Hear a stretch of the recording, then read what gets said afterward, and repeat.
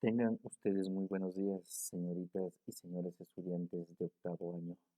Hoy vamos a abarcar el tema sobre la narración y antes de iniciar vamos a escuchar un fragmento. Tres amigos estábamos reunidos en el taller de un pintor una noche de diciembre. El clima era frío y triste y se oía confusamente el ruido de la lluvia que golpeaba los cristales con monotonía y persistencia.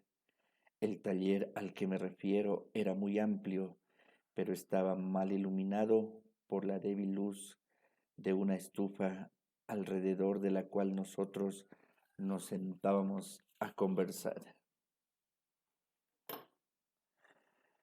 Y bien, como les decía, vamos a abarcar el tema de la narración. Narrar, contar, relatar. Por un momento les pido que por favor hagan una pausa ustedes en el video y nos enfoquemos en esta imagen de aquí, de la tortuga. Tienen esa pausa, por favor, para que hagan una narración de lo que ven. Si desean, colóquense ustedes como los personajes principales o simplemente como observadores desde lejos. Podríamos decir, aquella tortuga era el mundo en sí. Había poca gente subiendo a su casa. Si es que yo me quedo fuera de la narración, pero podría convertirme también en un personaje y decir, faltaba poco para llegar a casa.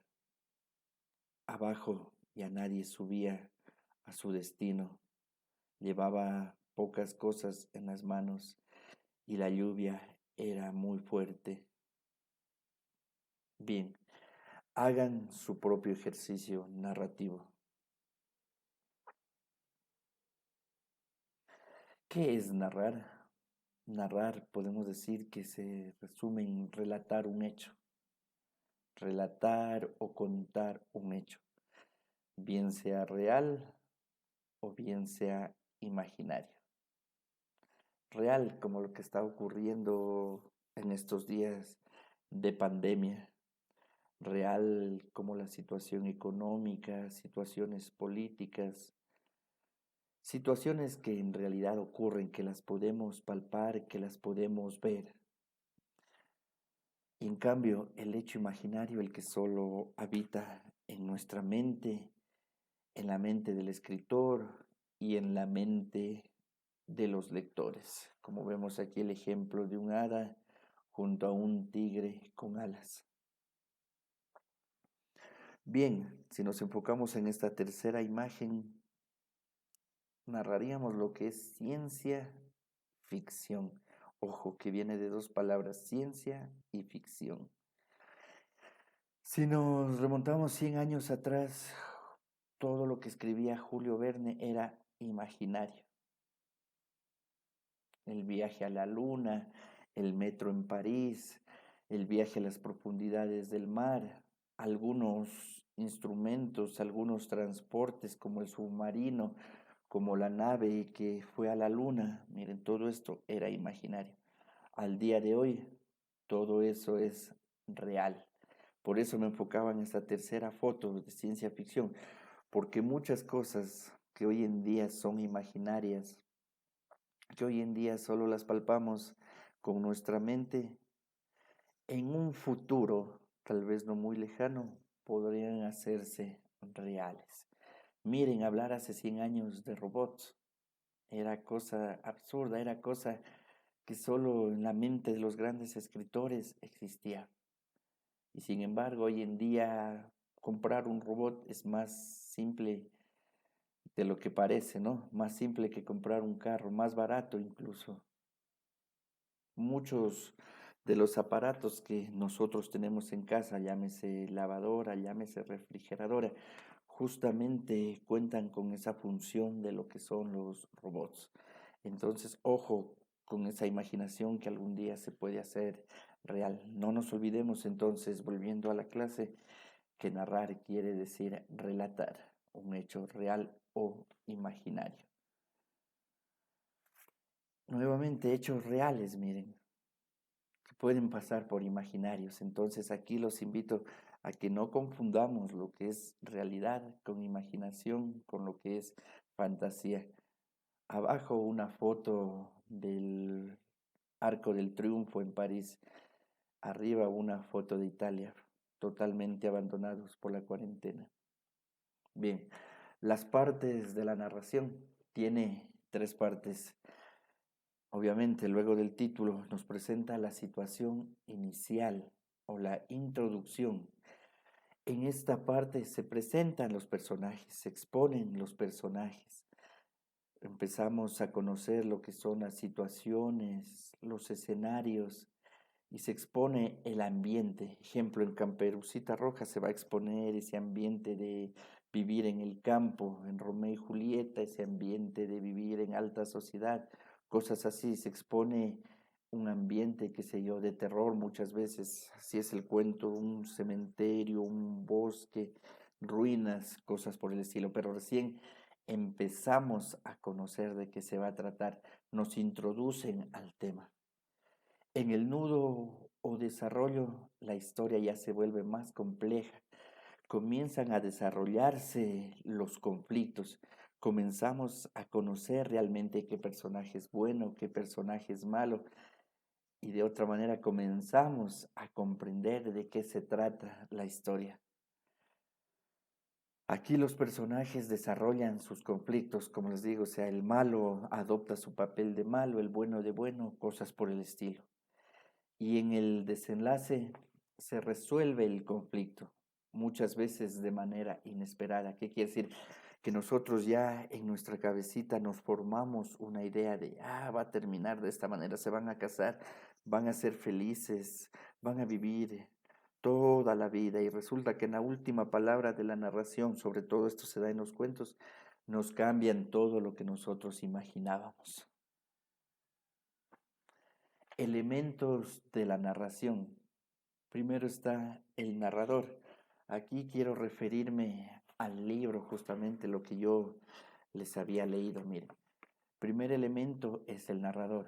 ¿Quién es el narrador? Es el que relata la historia, el que nos cuenta lo que está ocurriendo y puede usar las tres personas narrativas. Yo, el mismo tú o también él. Pero como yo les había leído, justamente miren, si hacemos un recorder y si es que retomamos y les digo, tres amigos estábamos reunidos, miren, ¿qué persona estaré usando?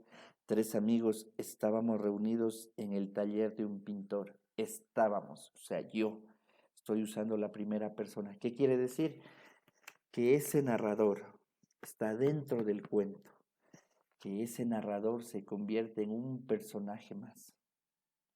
No es lo mismo decir, la madre llamó a Caperucita Roja y le pidió que lleve una canasta a su abuelita por medio del bosque.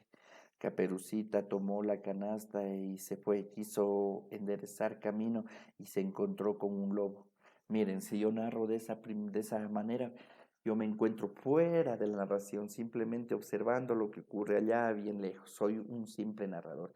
Pero en el momento en que digo, aquel día mi madre me pidió que lleve la canasta a mi abuelita en medio del bosque, mire, además de no solo me he convertido en Caperucita Roja, sino en el narrador y encima más en el personaje principal. Esto que quede muy claro, por favor, que el narrador muchas veces puede convertirse en personaje principal. ¿Cómo nos damos cuenta de esto? Porque usa la primera persona, yo, o sea, a mí me pasó. Siguiente elemento de la narración, los personajes, que son los encargados de realizar las acciones. Y principalmente tenemos los protagonistas, los antagonistas y los secundarios. Los protagonistas obviamente son los que realizan el mayor número de acciones. En este caso vendría a ser, para continuar con el ejemplo, Caperucita, que es la que más aparece en la obra y es la principal también. Antagonistas. Miren, el antagonista, aunque no lo creamos, es un personaje sumamente importante. aunque hace el papel de mal, ustedes muchas veces lo han de haber visto en las películas, lo han de haber visto en las novelas o hasta en los mismos cuentos, sobre todo en esto de las películas, ¿no? ¿Qué importancia tiene este personaje antagonista que ayuda a construir al protagonista? Por medio de este antagonista que se lo conoce como villano, como malo, el protagonista realiza sus acciones. No nos podemos imaginar un Batman sin el Guasón. No nos podemos imaginar un Novita sin Gigante y cosas por el estilo. Entonces nos ayuda y tiene también un gran número de acciones. Por lo general, entre estos dos es el mayor número de conflictos que se da entre el protagonista y el antagonista, aunque casi siempre el antagonista muere. Secundarios son los que no tienen muchas acciones, los que actúan poco, los que desarrollan poco, los que hacen poco. En este caso vendría a ser el leñador y el cazador, la misma abuelita en el papel de Caperucita Roja. También tenemos otro tipo de personajes que se llaman los terciarios. Acordémonos, por favor, el 3. Terciarios. No los he puesto aquí porque casi no se los nombra a ellos, pero estos personajes, si los quitamos de la obra, no se siente absolutamente ningún cambio. Miren, ubiquémonos en la película de Batman, cuando están en el parque, aparece el pingüino y mucha gente hay en el parque, un heladero, una familia paseando. Pero miren, o sea, si lo sacamos de la obra, no va a tener ninguna repercusión. En las caricaturas o dibujos animados igual de Novita cuando están en el salón de estudio. Miren, nos conocemos los nombres de 4, de 5 de los personajes, sin embargo el salón está lleno. Entonces todos los demás van a ser terciarios, que si los sacamos de ahí, que si esos puestos están vacíos, no va a cambiar la historia, no se lo va a conocer más al protagonista, ni nada por el estilo. En el tercer elemento que viene a ser el espacio es el lugar donde ocurren las acciones, el lugar donde los personajes desarrollan cada uno de sus conflictos. Estos espacios nos ayudan a reconocer qué tipo de narración es, si es una narración romántica, si es una narración de terror, etcétera, etcétera. Todos estos espacios, cuando estamos hablando de una narración, son imaginarios. Por más de que digan una casa o por más de que digan un castillo en la luna. Son imaginarios, ¿no? Porque existen solo en la mente, como les decía, del autor y en la mente de los lectores. El tiempo es en el momento en que se desarrollan las acciones. Entonces, miren, ustedes para escribir una narración deben primero imaginar en qué tiempo me sitúo. Mi narración quiero que sea en la noche. Si es una narración de terror, imaginémonos una narración de terror al mediodía. No tendría mucho sentido, ¿verdad? Pero si es que me ubico, como aquí en la fotografía, perdón, a la noche, o sea, ya me va a dar un poco de terror, un poco. Si es que encima más ubico un escenario como un cementerio, o sea, ya estoy creando el ambiente narrativo propicio para que esta narración sea espectacular. Y por último, las acciones, que son los hechos que ocurren, todos los conflictos de cada uno de los personajes. Bien, para finalizar la clase del día de hoy, los invito a que observen estas 3 imágenes. Miren, llenas de fantasía y a la vez tan reales. Todo depende de la manera en que las veamos. En la primera vemos una imagen de nuestro Señor Jesús. En la segunda, un poco más fantasiosa, un barco cuyas velas son mariposas, estos seres humanos por acá, no sé qué me dirá mi imaginación. Y en la última, unos paisajes desolados, vemos unos puentes de piedra, un ambiente algo hostil, algo frío, solitario. Entonces, con esas 3 imágenes los invito a que hagan 3 narraciones cortas Pueden ubicarse con el yo, no se olviden, primera persona narrativa. Yo estaba en medio del bosque, cruzando aquel puente de piedra y en la profundidad escuché que alguien pedía auxilio desde el río. Miren dónde está el río. O el niño cruzaba con miedo aquel puente, estaba solo, no tenía a nadie para que lo acompañe, pero debía cruzar para conseguir aquella medicina. Miren, yo ya me alejé de la narración. Esos tres ejercicios los van a realizar en el cuaderno. Ha sido un gusto acompañarlos por el día de hoy. Nos veremos la próxima semana y que tengan un bonito fin de semana. Cuídense todos.